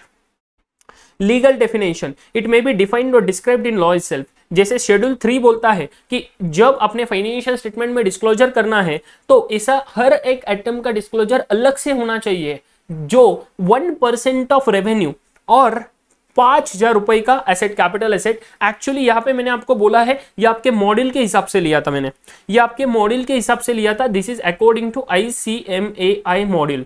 अगर मैं एक्चुअल में आपको बताऊं शेड्यूल 3 का रिक्वायरमेंट, तो शेड्यूल 3 का एक्चुअल रिक्वायरमेंट मैंने क्लास में भी बताया था आपको। जो बच्चे मेरे से क्लास नहीं किए उनको पता नहीं रहेगा, मे बी अगर किसी ने बताया रहेगा तो डेफिनेटली अच्छी बात है। पर मैंने अगर बोला कि 1% ऑफ टर्नओवर और ₹1 lakh, whichever is higher that is the limit. 1% of revenue और 1 lakh rupees, whichever is higher, इसमें से जो भी हायर अमाउंट रहेगा वो अमाउंट के ऊपर जो भी ट्रांजैक्शन है, जो भी जीएल है, उसका डिस्क्लोजर अलग से करना पड़ेगा। उसको किसी और के साथ आप कंबाइन नहीं कर सकते इन एक्सपेंडिचर, उसको मिसलेनियस एक्सपेंडिचर के साथ भी आप कंबाइन नहीं कर सकते, उसका अलग से डिस्क्लोजर करना पड़ेगा। Are you guys getting? समझ रहे हो? तो मैंने आपको एग्जांपल दिया था, ट्रैवलिंग एक्सपेंस का अमाउंट, जीएल का अमाउंट अगर आपके इस अमाउंट के ऊपर चला जाता है, इस अमाउंट मतलब कौन सा? 1% ऑफ रेवेन्यू और ₹1 लाख, विचएवर इज हायर, वो अमाउंट के अगर ऊपर ट्रैवलिंग एक्सपेंसेस चला जाता है तो सर आपको ट्रैवलिंग एक्सपेंसेस अलग से शो करना पड़ेगा फाइनेंशियल स्टेटमेंट्स के अदर एक्सपेंस के शेड्यूल में। बट अगर उसका अमाउंट कम हो जाता है तो चाहे तो आप ट्रैवलिंग एक्सपेंस को अलग से शो ना करो, उसको मिसलेनियस एक्सपेंडिचर में क्लब कर दो। समझ रहे हो क्या? तो ये चीज होता है, बहुत इंपॉर्टेंट है ये लीगल डिफिनेशन। उसके बाद एक ओवरऑल इंपैक्ट देखना पड़ता है कि उसका कितना बड़ा इंपैक्ट आएगा। अगर बड़ा इंपैक्ट आएगा तो मटेरियल, अगर छोटा इंपैक्ट आएगा कुछ इतना मामूली है सर तो कोई फर्क नहीं पड़ता, तो वो उसके बेसिस पे मटेरियल है या नहीं वो डिसाइड करेंगे। Qualitative example of your TDS, ये जो मैंने आपको बोला कि क्वालिटेटिव हो सकता है not to be reckon with respect to the quantitative. जैसे improper disclosure of accounting policy in the notes to annual financial statement, ये इकोनॉमिक डिफिशिएंसीज को अफेक्ट करेगा तो क्वालिटेटिव बन गया। क्वांटिटी मैटर करता है कि डिस्क्लोजर का भी नहीं सर, एक्चुअल में डिस्क्लोजर में क्वांटिटी भी देखना पड़ता है अमाउंट का, very important thing. But sir ये बोल रहा है अकाउंटिंग पॉलिसी का डिस्क्लोजर, तो यहाँ पे क्वांटिटी नहीं आएगा बट फिर भी सर मैटर करेगा इकोनॉमिक डिसीजंस को, तो ये क्या सर मटेरियल बन जाएगा क्वालिटी बेसिस पे। टीडीएस का भी मैंने आपको बताया since this is including of what compliance of laws and regulation. Then insignificant quantity but special context, it may be an insignificant quantity otherwise but material in special circumstances, जैसे rounding off to the nearest rupee fraction of 0.67 in computer software। Computer software में इतना sir rounding off हुआ है तो ये future में material हो सकता है बिकॉज इसका क्यूमुलेटिव इफेक्ट वो सिग्निफिकेंट इनसिग्निफिकेंट अभी भी रहा तो भी फ्यूचर में सर ये इंपॉर्टेंट हो सकता है। समझ रहे हो? ये बाकी टाइम पास चीजें हैं। बेसिक कॉन्सेप्ट्स क्या है कि फंडामेंटल अकाउंटिंग अजम्पशन में 3 गोइंग कंसर्न, कंसिस्टेंसी, एक्रूअल, ये तो बचपन में भी पढ़ा है सर फाउंडेशन में, तो ये देखने का जरूरत नहीं है। अकाउंटिंग पॉलिसी सिलेक्ट करते हैं कुछ फॉलोइंग फैक्टर्स के बेसिस पे। प्रूडेंस कॉन्सेप्ट आपको पता है, प्रूडेंस कॉन्सेप्ट पता है ना, substance over form and materiality. Materiality तो ऑलरेडी डिस्कस कर लिए। प्रूडेंस कॉन्जर्वेटिज्म भी बोलते हैं इसको, कॉन्जर्वेटिज्म भी बोलते हैं, आपको पता रहेगा, नहीं पता तो लिख के ले लेना नोट्स में। कॉन्जर्वेटिज्म भी नाम दिया जाता है प्रूडेंस को। उसके बाद some of the areas where the different accounting policies may be followed by the management are enumerated below. ऐसे कौन से एरियाज है जहां पे मैनेजमेंट अलग अलग अकाउंटिंग पॉलिसीज फॉलो कर सकता है। जैसे इन्वेंट्री वैल्यूएशन तो फीफो करेगा, वेटेड एवरेज करेगा। अभी मुझे बताओ मॉडल में दे दिया लिफो भी कर सकता है बट AS2 के हिसाब से लिफो अलाउड नहीं है। According to accounting standard 2 LIFO is not allowed, Ind AS 2 LIFO is not allowed. So अच्छे से ध्यान रखना, लिफो अलाउड नहीं है, सिर्फ फीफो और वेटेड एवरेज अलाउड है। Then methods of providing depreciation, SLM में हो सकता है, straight line, otherwise WDV written down value.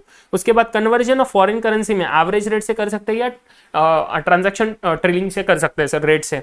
उसके बाद में ट्रीटमेंट ऑफ रिटायरमेंट बेनिफिट्स, मतलब अपन ने ग्रेचुइटी वगैरह देखा था, लिव एनकैशमेंट, उसका ट्रीटमेंट अलग अलग तरीके से हो सकता है। Expenditure during the construction period, ये अलग अलग तरीके से हो सकता है। गवर्नमेंट ग्रांट्स का भी अलग अलग पॉलिसी हो सकता है। ठीक है, ये बहुत टाइम पास क्वेश्चन था। ये टाइप्स ऑफ ऑडिट ऑलरेडी अपन देख लिए कि required by law and voluntary audit, जैसे companies act, tax audit, cooperative housing society, banking audit. Voluntary में कुछ भी हो सकता है सर, जैसे बैंक से लोन लेना है तो फाइनेंशियल स्टेटमेंट्स ऑडिटेड चाहिए, तो इसके लिए ऑडिट करवा के ले लिए, तो वॉलंटरी ऑडिट, समझे? Because bank without financial statement audited देगा क्या लोन? नहीं देगा सर। देन सोल प्रोप्राइटर को मैंडेटरी नहीं रहता है ऑडिट करवाना, बट फिर भी ऑडिट करवा के ले सकते हैं। क्यों? उससे क्या फायदा हुई? वो फायदा तो उसको sir internal control system evaluate करने को फायदा होगा कि उसके बिजनेस में प्रोसीजर्स कितने अच्छे हैं। बिकॉज अगर प्रोसीजर्स अच्छे रहेंगे तो बिजनेस में ज्यादा फायदा रहेगा, कॉस्ट कम हो जाएगा, तो वो आइडेंटिफाई करने के लिए शायद वो ऑडिट करवा के ले। Next sir reliability and authenticity of financial statements को बढ़ाने के लिए ऑडिट करवा के ले। देन टाइमली फाइनलाइजेशन करने के लिए एनुअल एफएस को सर वो फायदा ले। सर उसको फाइनेंशियल स्टेटमेंट्स बनाने क्यों है? इतना सा तो सोल प्रोप्राइटर है, क्यों बनाने भाई? टैक्सेशन के लिए, टैक्स रिटर्न तो एप्लीकेबल रहेगा, आईटीआर तो एप्लीकेबल रहेगा, इवन इफ सोल प्रोप्राइटर है तो आईटीआर के लिए तो सर टैक्स असेसमेंट्स के लिए तो उसको फायदा है ना। उसके बाद में एक मॉरल चेक बनाने के लिए एम्प्लॉइज पे, ये तो सबके लिए फायदा है भैया, moral check on employees. Helps in obtaining funds easily from the banks. अभी जो फायदा देखा, बैंक से लोन लेना है तो बैंक तो ऑडिटेड फाइनेंशियल स्टेटमेंट देखेगा, चाहे वो छोटा हो बड़ा बिजनेस हो, तो रिक्वायर कर सकता है। लोन का अमाउंट अगर बड़ा रहा तो फिर तो वो रिक्वायर करेगा कि भाई ऑडिट करवा के लो, तो ये फायदा होगा, तो वो इजीली सर बैंक से लोन ले सकता है। एंड सेटल करने के लिए क्या? Trade disputes, labour disputes, insurance claim, क्योंकि ऑडिटेड एफएस रहेंगे तो ये सब लोग भरोसा करेंगे उसके ऊपर। सर अगर पार्टनरशिप फर्म ने ऑडिट करवाना है, मैंडेटरी नहीं है, तो इन दैट केस क्या करेंगे सर? क्या फायदा होगा उनको? एडवांटेजेस क्या है उनको ऑडिट करवाने के? अगेन सेटलमेंट ऑफ अकाउंट्स, अगर पार्टनर छोड़ के जा रहा है तो सर उसका अकाउंट सेटलमेंट कर सकते हैं, अभी थोड़ी देर पहले देखा था। इंटरेस्ट प्रोटेक्ट करता है सर माइनर्स का, स्लीपिंग पार्टनर्स का, जो इन्वॉल्व नहीं है डे टू डे ट्रांजेक्शंस में, डे टू डे बिजनेस में सर वो इन्वॉल्व नहीं है, तो उनका इंटरेस्ट प्रोटेक्ट रहेगा। Then helps in partnership firms for the settlement of the goodwill, because financial statements अगर प्रॉपरली ऑडिटेड है तो in that case sir goodwill का कैलकुलेशन रिलायबल रहेगा एंड देन सेटलमेंट प्रॉपरली होएगा। Then enables the firms to get the loans from the bank, ये तो general advantage है सबको, सही है। प्राइमरी ऑब्जेक्टिव क्या रहता है? To form an opinion on the true and fairness, and secondary objective रहता है to detect the fraud and errors, settlement of goodwill and settlement of labour disputes. ये बहुत टाइम पास चीज है, छोड़ दो, ठीक है, पढ़ लो आप एक बार फटाफट से लास्ट वाला पैरा। प्राइमरी ऑब्जेक्टिव ये काफी बार देख चुके हैं अपन, है ना, समझ रहे हो? अरे जो जो इंपॉर्टेंट है, अगर मैं ऐसे करते गया तो ये 20 घंटे का रिवीजन लेक्चर हो जाएगा, समझ रहे हो? सब चीजों का अपन को 10 घंटे में मैक्सिमम बिठाना है पूरा, तो ये I will try my best. उसके बाद में स्टैट्यूटरी ऑडिट के क्या क्या एडवांटेजेस रहते हैं, मार्क कर लेना इस क्वेश्चन को as a important one for examination perspective. Stat audit के क्या क्या फायदे हैं? फाइनेंशियल इंटरेस्ट सिक्योर करता है, वो किसका? ऐसे बंदे जो बिजनेस में इन्वॉल्व नहीं है, जैसे अभी अपन ने देखा था पार्टनरशिप फर्म में, वैसा स्लीपिंग पार्टनर के लिए, माइनस के लिए। वैसे ही सर अगर मैं कंपनीज का बोलूं तो कंपनीज के केस में भी ऐसा होगा। क्यों? बिकॉज मैं रिलायंस का शेयर होल्डर हूं, मैं ओनर हूं रिलायंस का, एक शेयर लिया फिर भी मैं ओनर, बढ़िया बात है सर, रिलायंस के ओनर हो आप, एकदम बढ़िया, मैंने एक शेयर लिया है तो सर मैं ओनर हूं। बोलो मुझे सर अगर आप रिलायंस के शेयर होल्डर हो, वहां पे कोई जोल चल रहा है कंपनी में, मुंबई में ऑफिस में, तो मैं जाके सर देखना पड़ेगा मुझे भाई। अगर मैं बोलूं कैसे पॉसिबल है, तो मैं किसके ऊपर भरोसा रखूं? ऑडिटर। क्यों? बिकॉज ऑडिटर इंडिपेंडेंट बंदा है ना, इसी के लिए तो इंडिपेंडेंट बंदा चाहिए वो, ताकि अपन जैसे लोग सर उसके ऊपर भरोसा रख सके। I am just giving Reliance का एग्जांपल, समझ रहे हो? दिल पे मत लगा लेना, मोटा भाई बुरा मान जाएंगे। क्या बोलता है ये बच्चा? चलो safeguard the financial interest of person who are not associated with the management. Then moral check on employees, मैंने पहले ही बोला कि सर ये जनरल पॉइंट एकदम अच्छे से ध्यान में रखना है, ये दोनों जनरल पॉइंट है। थर्ड पॉइंट ये भी जनरल है, सभी चीजों में लिख सकते हो आप। Taxation, negotiating loans and for determining the purchase consideration of business, ये डिटरमाइनिंग परचेस कंसिडरेशन आपने अकाउंट्स में पढ़ा रहेगा, अमालगमेशन, सही है, उसमें आता है। Business combination, mergers and acquisitions में। Helpful in settling trade disputes, again common points. Helpful in detecting wastages and losses, business को फायदा होएगा, कैसे? बिकॉज ऑडिटर इंटरनल कंट्रोल्स भी चेक करता है, इंटरनल कंट्रोल्स भी चेक करता है ना, तो बिजनेस को बताएगा वो मैनेजमेंट लेटर के थ्रू, अपन ने डिस्कस किया था, मैनेजमेंट लेटर के थ्रू बताएगा वो कि क्या क्या जोल हुए हैं एंड कहाँ पे वो रेक्टिफिकेशन, कहाँ पे क्या क्या इंप्रूवमेंट हो सकता है, समझ रहे हो? तो बिजनेसेस को फायदा होगा वेस्टेज एंड लॉसेस को बचाने के लिए। Helps in ascertaining whether books of accounts properly maintain किए या नहीं। ये क्यों बेटा? बिकॉज अपन ने देखा है, कंपनी ऑडिट में पढ़ा है कि सर ऑडिटर को आपके ऑडिट रिपोर्ट में देना पड़ता है कि whether the management has recorded and maintain the proper books of accounts और नॉट, समझ रहे हो? तो ऑडिटर ये मेंटेन करेगा, ऑडिटर चेक करेगा, तो मैनेजमेंट को पता लगेगा प्रॉपर बुक्स ऑफ अकाउंट्स है या नहीं है। To get check about the existence and operating effectiveness of controls in the organisation, तो ऑडिटर को इंटरनल कंट्रोल्स चेक करने हैं तो उस बेसिस पे हो जाएगा। For ensuring proper distribution of profits as dividends, क्यों? बिकॉज फाइनेंशियल स्टेटमेंट्स अगर प्रॉपरली अमाउंट है, रिलायबल है, तो उस बेसिस पे डिसीजन मेकिंग करेंगे ना, कितना डिविडेंड पे ऑफ करना है। गाइस प्लीज याद कर लो एफएम का dividend policy chapter, dividend policy chapter में हम देखते हैं कि मुझे कितना डिविडेंड पे करना है based upon my financial, based upon my financials. तो मैंने बोला था अगर आपका रिटर्न ऑन इन्वेस्टमेंट इस ज्यादा है, अरे एफएम रिवाइज करवाओ क्या इधर, रिटर्न ऑन इन्वेस्टमेंट में आरओआई जो है वो कॉस्ट ऑफ कैपिटल से ज्यादा है, तो भाई बिजनेस में ही रखो पैसा, इन्वेस्ट ना करो, डिविडेंड ना दो। बट सर अगर रिटर्न ऑन इन्वेस्टमेंट कम है, आपके कॉस्ट ऑफ कैपिटल से, तो पूरा की पूरा डिविडेंड दे दो। सो अपन ने ऑप्टिमम देखा था 100%, इन सेकंड केस पहले इसमें 0%, तो ये पॉलिसीज देखे थे ना। क्यों? अभी ये रिटर्न ऑन इन्वेस्टमेंट और जो मुझे कॉस्ट ऑफ कैपिटल निकालना है, ये किस बेसिस पे निकालूंगा? रे ढूक लो, ये तो निकालूंगा कॉस्ट ऑफ कैपिटल, तो चलो छोड़ दो, वो तो मेरा आएगा मेरे इंटरेस्ट अमाउंट वगैरह वो रेट के बेसिस पे, वो चलो ठीक है। बट मैं बोलूं मेरा रिटर्न ऑन इन्वेस्टमेंट तो निकलेगा मेरे फाइनेंशियल स्टेटमेंट्स के ऊपर। तो अगर मेरा फाइनेंशियल स्टेटमेंट झोल कर देगा और रिलायबल नहीं रहेगा तो किस बात का आरओआई सही आएगा? और आरओआई अगर सही नहीं आएगा तो मेरा डिविडेंड पॉलिसी गलत हो जाएगा, डिसीजन मेकिंग गलत हो जाएगा। समझ रहे हो? अभी रिलेशन आपको एकदम अच्छे से समझ रहा होगा ये डिविडेंड्स वाला, एकदम अच्छा ना बेटा। ऐसे सब चीजें दिमाग में फिट कर लो, यहां से जो जो जहां से कोई पड़ा हुआ है सबको रिलेशन करना चाहिए, सही है। Next point, for settlement of insurance claims and other recoveries from the government bodies और अदरवाइज, ये अपन ने देखा हुआ है, ये भी कॉमन पॉइंट है। And in case of NPO for getting government grants and availing tax assumptions, ठीक है, अच्छे से ध्यान रखना। Advantages of statutory audit examination में क्वेश्चन बन सकता है। नेक्स्ट क्वेश्चन बन सकता है गवर्नमेंट ऑडिट का कॉन्सेप्ट है। गवर्नमेंट ऑडिट क्या होता है? ये भाई ऐसा ऑडिट होता है जहां पे गवर्नमेंट के इंस्टीट्यूशंस, बॉडीज, जो भी लोकल बॉडीज है, सबका ऑडिट होएगा, सबका ऑडिट होएगा, म्युनिसिपैलिटीज वगैरह। अपन specific audit of municipalities, local bodies last chapter में रिवाइज करेंगे। तो देख लो ये ऐसा ऑडिट होता है, government audit is the objective and systematic professional independent examination of financial, administrative and other operations of a public entity for the purpose of evaluating and verifying them, presenting a report containing comments, conclusions, recommendations and expressing the appropriate professional opinion in respect of financial statements. याद कर लेना, ये definition बहुत important है from examination perspective, because इसे के इसे try करना लिखने का, समझ रहे हो, तब एग्जामिनेशन में मार्क्स मिलेंगे। ऑथराइजेशन किसने किसको दिया है? सीएनडीजी को।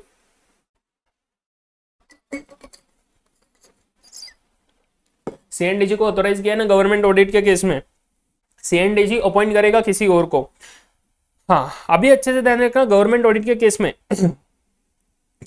कौन से टाइप्स ऑफ ऑडिट रहते हैं, ये क्वेश्चन एग्जामिनेशन के लिए इंपॉर्टेंट है, मार्क कर लेना।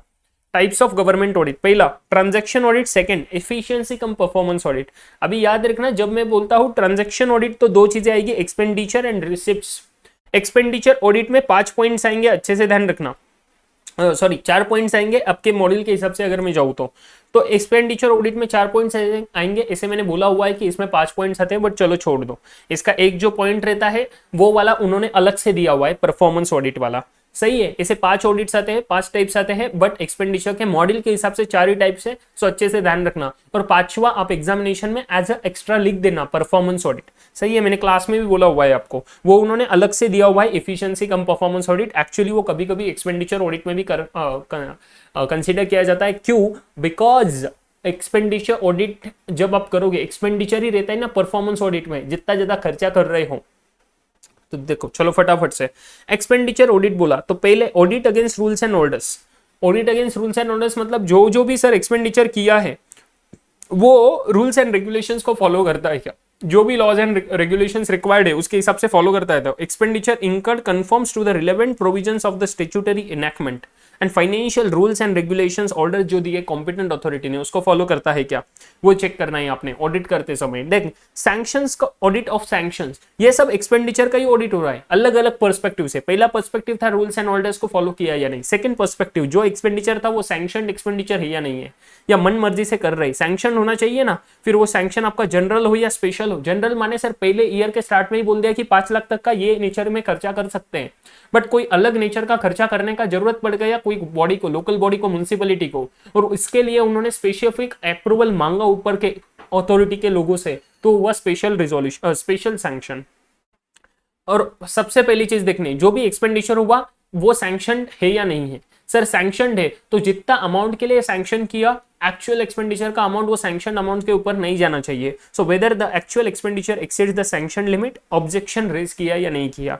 Then audit against the provision of funds. भाई अपन ने फाइनेंशियल बजट का एग्जांपल लिया था कि फेब में जो बजट आता है तब अपने फाइनेंस मिनिस्टर क्या बोलते हैं, we are providing for 5,000 crores rupees for this project. We are providing 5 lakh crores for this project. What they are doing? Providing मतलब सर प्रोविजन कर रहे हैं. तो मुझे बोलो जो एक्सपेंडिचर के लिए ऑलरेडी प्रोविजन हो चुका है तो मुझे देखने का जरूरत है कि जो भी बड़ा एक्सपेंडिचर हुआ उसके लिए कोई प्रोविजन था या नहीं था, वो पहले चेक कर लो. अगर प्रोविजन था तो जो एक्सपेंडिचर का अमाउंट है प्रोविजन के ऊपर जा रहा है क्या वो देखो. अगर जा रहा है तो उसके लिए एडिशनल अप्रूवल लिया है क्या वो देख लो. एंड वो जिससे अप्रूवल लिया वो कॉम्पिटेंट अथॉरिटी है क्या, जो अप्रूव करने का अधिकार जिसके पास है वो अपने चेक करना है. ये 4 चीजें आएगी आपकी प्रोविजन ऑफ फंड्स में. समझ रहे हो, देयर इज प्रोविजन है या नहीं है, amount of such expenditure do not exceed the sanction amount, provision amount.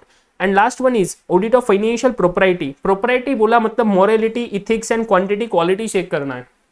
समझ रहे हो, प्रोप्राइटी बोला मतलब सर लोगों का पैसा यूज कर रहे हैं तो लोगों का पैसा गलत तरीके से यूज नहीं होना चाहिए. लोगों का पैसा सही तरीके से यूज हो रहा है क्या, बिकॉज गवर्नमेंट का पैसा मतलब लोगों का पैसा सही है, टैक्सेशन के थ्रू आया हुआ. तो प्रोप्राइटी ध्यान रखना है आपने. Clear with this. So these are what the points of your government audit. ये अच्छे से ध्यान में रख लेना. एंड देन परफॉर्मेंस ऑडिट वाला जो कॉन्सेप्ट है हम पढ़ेंगे अपने. 1 मिनट रुक जाओ, ये तुरंत कवर कर लेते हैं. मैं स्लाइड ऐड कर देता हूं. यस तो चलो देख लो अभी इफिशियंसी कम परफॉर्मेंस ऑडिट. बेटा मैं ये कवर कर रहा हूँ पेज नंबर 15 से. अगर आप नोट्स देख रहे हो आपके साथ रहे नोट्स तो ये पेज नंबर 15 के ऊपर है. पेज नंबर 12 से डायरेक्ट 15 पे मूव किया हूँ मैं ये चीज कवर करने के लिए. Are you guys getting. चलो फटाफट से ये पॉइंट देख लेंगे अपन, खत्म कर देंगे इस पॉइंट को, फिर स्टॉप करेंगे इस लेक्चर में. सो फ्रस्ट्रेशन मत रखना जिंदगी में, एकदम बढ़िया से रिलैक्स होके देख लेना बढ़िया से. It is an examination of financial and operational performance. भाई परफॉर्मेंस किस बात का, जो भी फाइनेंशियल एंड ऑपरेशनल परफॉर्मेंस है वो कैसे हो रहा है. भाई क्वालिटेटिव इफेक्टिवनेस एंड इफिशियंसी होना चाहिए उसमें. समझ रहे हो. तो greater economy as well as the removal of weakness after evaluation, ये करना ही ऑडिटर का काम है. Actual performance is compared with the standards, जैसे होना चाहिए उसके हिसाब से एक्चुअल कैसे हुआ वो देख लो. एंड फर्दर इन्वेस्टिगेशन करो अगर कुछ डेविएशन मिलता है तो. जब मैं effectiveness and efficiency cum performance audit देखता हूं तो उसमें 3 चीजें कवर होती है. Please mark this question as a very important one for your examination perspective. इसमें 3 चीजें कवर होती है. Scope of effectiveness, sorry scope of efficiency cum performance audit. 3 चीजें, इकोनॉमी, इफिशियंसी एंड इफेक्टिवनेस. तो ट्रिपल ई बोला था मैंने आपको, triple E, economy, efficiency and effectiveness. Triple याद रखना. इकोनॉमी माने sir entity has the acquired financial, human and physical resources. कि जो भी रिसोर्सेस का यूज हुआ है, चाहे वो पैसे का यूज हो, फाइनेंशियल और ह्यूमन और फिजिकल रिसोर्सेस हो, सर वो सही इकोनॉमिकली यूज हुए क्या, मतलब जितने का जरूरत है उतना ही यूज हुआ, अपने घर पे तो लेके नहीं गए बचा हुआ सामान, वो चेक करना economy audit. Then efficiency audit, sir जो भी ऑडिट हुआ वो इफिशिएंटली हुआ क्या, मतलब जो 5 घंटे का काम होना चाहिए था वो 7 घंटे में होना मतलब इफिशिएंट नहीं हुआ सर. बट 5 घंटे का काम अगर सर 5 घंटे में ही हो रहा है तो वो हुआ इफिशियंसी. समझ रहे हो, ये हुआ इफिशियंसी. तो ये देखना है भाई जो भी इकोनॉमिकल एग्जीक्यूशन हुआ क्या, इनपुट्स एंड आउटपुट्स के बीच में रिलेशनशिप कैसा है, सही है, एंड वो एक्सपेक्टेड रिजल्ट्स यील्ड कर रहे हैं क्या. एंड इफेक्टिवनेस मतलब उस रिजल्ट्स का क्वालिटी कैसा है, जो एक्सपेक्टेड क्वालिटी है उसके हिसाब से मैच कर रहा है क्या, क्वालिटी तो कॉम्प्रोमाइज नहीं हो रहा है. तो ways and methods adopted for attainment of objectives के साथ, सर ऑब्जेक्टिव्स के साथ, टारगेटेड ऑब्जेक्टिव्स के साथ वो मैच हो रहा है क्या नहीं, वो अपने चेक करना है. 3 चीजें, इकोनॉमी, इफिशियंसी, इफेक्टिवनेस. इकोनॉमी पैसे वाली बात या फिजिकल रिसोर्सेस का यूज कितना अच्छे से हुआ है. इफिशियंसी मतलब जितने घंटे में काम होना चाहिए था उतना हुआ गया. इफेक्टिवनेस मतलब उसका क्वालिटी भी मेंटेन हुआ गया. ये 3 चीजें चेक करते इफिशियंसी कम परफॉर्मेंस ऑडिट में. नेक्स्ट पॉइंट आता है इसका अप्रोच क्या रहता है, वो तो वेरी कॉमन है सर. अलग अलग स्टेप्स लिए जाते हैं ऑडिटर ने to conduct check what efficiency cum performance audit. जैसे कि identification of topic, necessary information obtain करो, प्रिलिमिनरी स्टडी करो, प्लानिंग करो, एग्जीक्यूशन करो ऑडिट का, रिव्यू करो internal control system and reporting करो. ये स्टेप्स रहेंगे, ये अप्रोच रहेगा. देन प्रोपराइटिव ऑडिट ऑलरेडी अपन डिस्कस कर लिए. प्रोपराइटिव ऑडिट में चेक करते हैं truthfulness and fairness of the financial statements, transactions entered into by the client, business practices and activities undertaken are not against the public interest. लोगों के interest के against नहीं है, वो चेक करना है, बिकॉज पब्लिक का ही पैसा यूज कर रहे हैं. तो वो sir proper conduct, legal, economic and financial सब इक्वली इंपॉर्टेंट है. Legal, economic and financial equally important aspects ये सभी एस्पेक्ट्स ध्यान रखने बहुत अच्छे से। ये एक बहुत इंपॉर्टेंट एलिमेंट होता है गवर्नमेंट ऑडिट का, ऑलरेडी अपन अभी डिस्कस करें, सही है। और एक्सपेंडिचर में काफी ज्यादा इंपॉर्टेंट हो जाता है ये वाला पॉइंट। इन सेक्शन 143 अगर देखें तो ये ऑडिटर को रिक्वायर करता है to look into some specified matters to ensure the directors of the company do not engage in misappropriation and siphoning of the funds. तो 143 क्या बात करता है, सेक्शन 143 बात करता है powers and duties of the auditor. Company audit में revise करेंगे powers and duties of the auditor, तो आपको याद करना है तो याद कर लो। Powers and duties of the auditor में अपन ने देखा हुआ था कि सर ऑडिटर का रिस्पॉन्सिबिलिटी है चेक करना कि भाई डायरेक्टर्स तो कोई misappropriation and siphoning of funds नहीं कर रहे, पैसे को चुरा तो नहीं रहे, वो देखना जरूरी है, सही है, गलत तरीके से यूज नहीं करना है। This is what your concept of propriety audit, government audit का पूरा कॉन्सेप्ट एंड उसके एलिमेंट्स भी। Are you guys getting? एकदम अच्छे से समझ गया है क्या रे? मुझे बोलो यार, आई होप एकदम अच्छे से समझ गया होगा। अगर कुछ क्वेरीज है तो मुझे रीच आउट करोगे, मेरे डिटेल्स, कॉन्टैक्ट डिटेल्स सब दिए हुए हैं description box of the video में। अगर आपको पसंद आ रहा है ये सब चीजें एंड अच्छा लग रहा है तो अपने दोस्तों के साथ शेयर करना जितना ज्यादा पॉसिबल हो, मैक्सिमम पॉसिबल हो, and let me know your views. Like कीजिए वीडियो को, take care of yourself. मिलेंगे next part of the revision series में, तब तक के लिए गुड बाय।